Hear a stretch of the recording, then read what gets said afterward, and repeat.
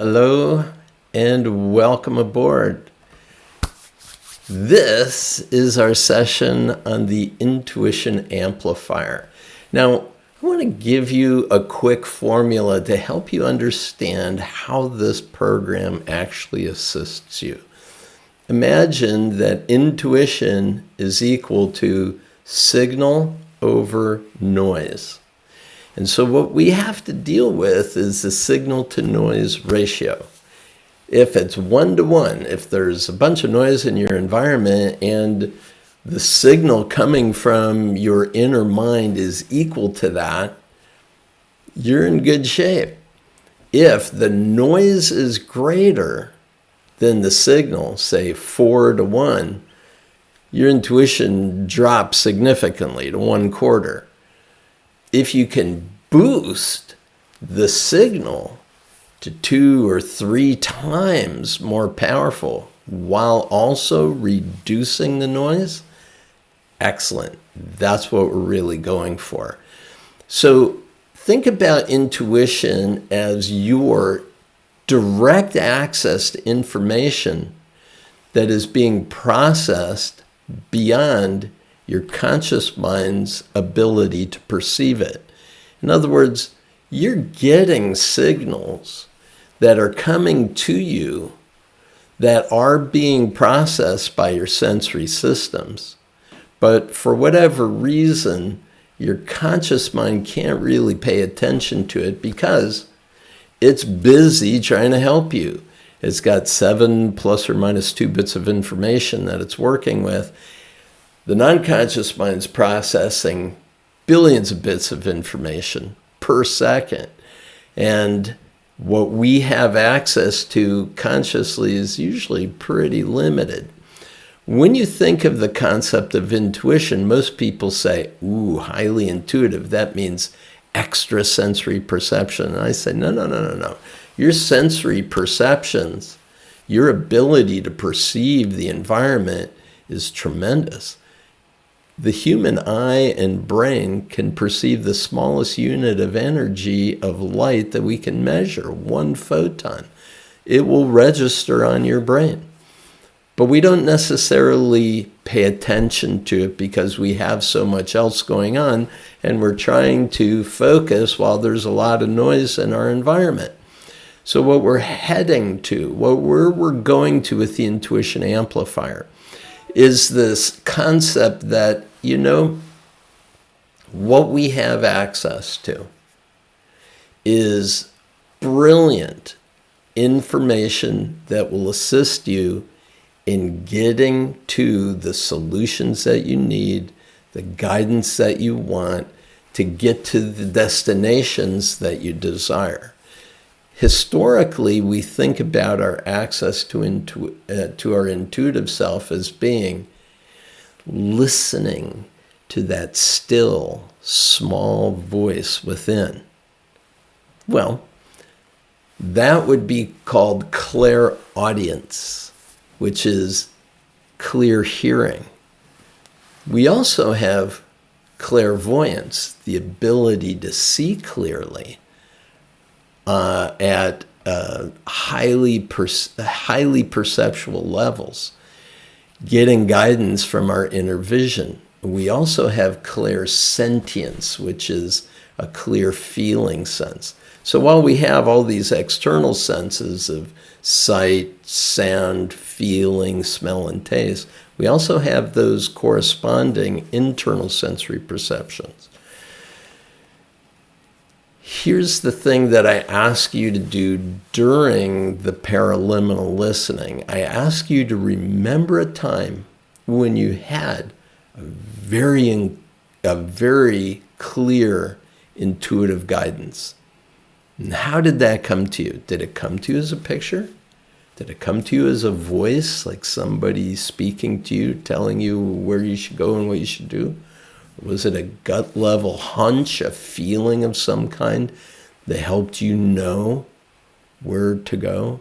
Or maybe you perceived the situation, you went, ooh, this really stinks. Getting that olfactory and gustatory sensation that you shouldn't proceed in a particular direction. However it came to you, what I ask you then to do is notice, what was there just before that signal occurred to you at a conscious level? In other words, if you clearly saw that this was the way to go, what was the signal just before that? Here's the thing, is oftentimes what comes to us above the threshold of our conscious awareness is one of our favorite senses. But our intuition is that sensory experience just before the intuition came to us at a conscious level. So the signal reached a threshold where we could perceive it, but there was a subtler signal still. The intuition amplifier is helping us to reduce the noise and boost the signal. As you become a student of your own intuitive powers, you'll come to realize you have tremendous intuitive capabilities. You have the ability to transcend time and space. You have the ability to perceive information that would put you on par with the greatest psychics of the world. I think we're all born with it. The problem is, as we gain language and as we gain cognition and cognitive thinking and rational approaches, what happens is a lot of our intuition is marginalized. We begin to mistrust or distrust our intuitive signals. And when a thought occurs to us, the biggest question most people have is, how do I distinguish that sense from just my ego, my conscious mind desiring or wishing for it to happen? The only way to know that is by studying the ways in which those signals occur to you and noticing the response you made. For example, sometimes you'll have a strong intuition and you'll go against it. Things don't work out so well. Other times you'll have a strong signal, you'll go with it. It works out really cool. And you really desired that as an outcome.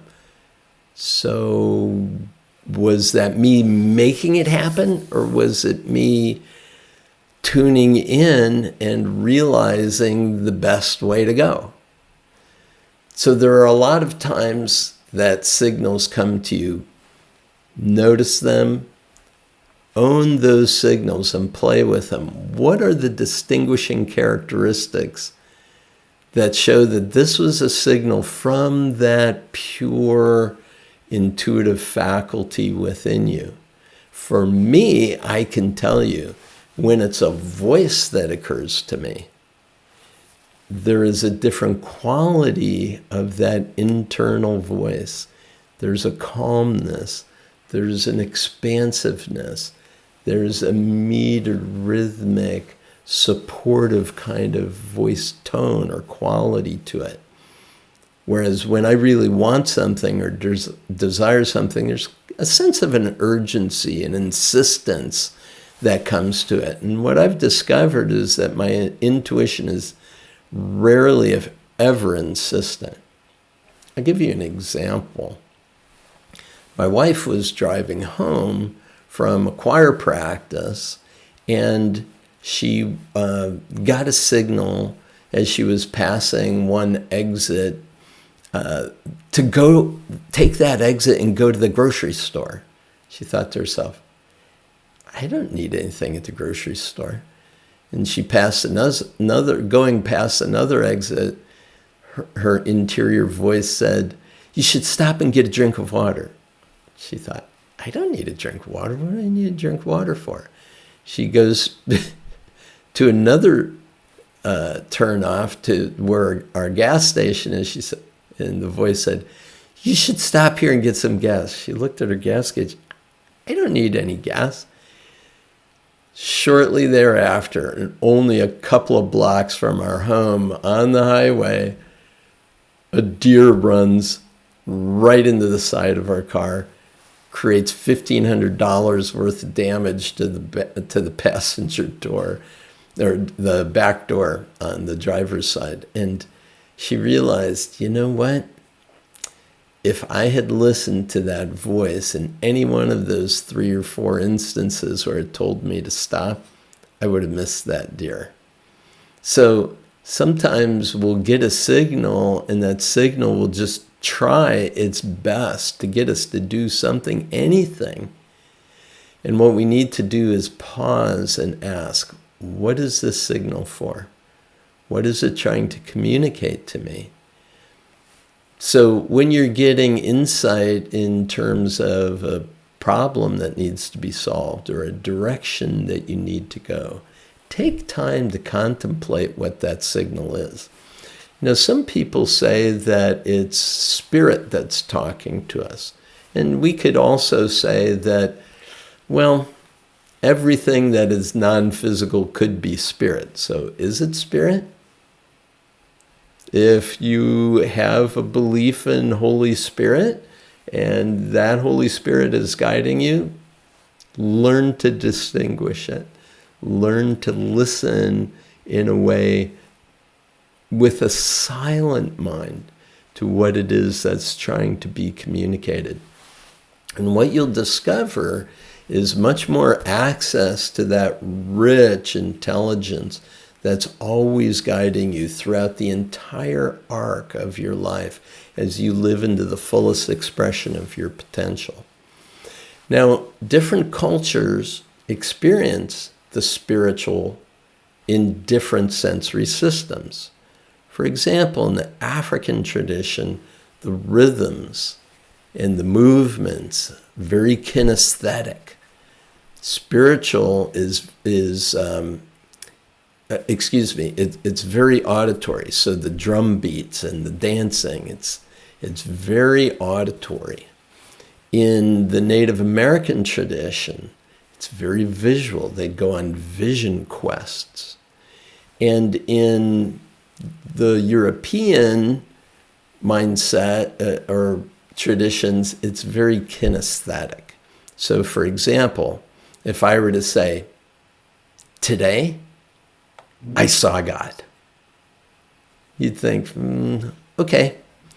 If I said, today, I spoke with God, you go, all right, Paul. But if I say, today, I felt the presence of God, you go, oh, that's so cool. Because visual isn't necessarily the way we think about spiritual connection. Auditory, maybe not so much, but kinesthetic, yeah. That's where a person has their spiritual connection. Let me just say, it could come to you in any sensory system. Pay attention. Learn to listen to those signals. Reduce the noise so that you can have a clear, congruent communication and discover you have an ongoing correspondence with that divine presence that is the true self that you are. Have a spectacular day, and I'll see you in our next session. Thanks for being here.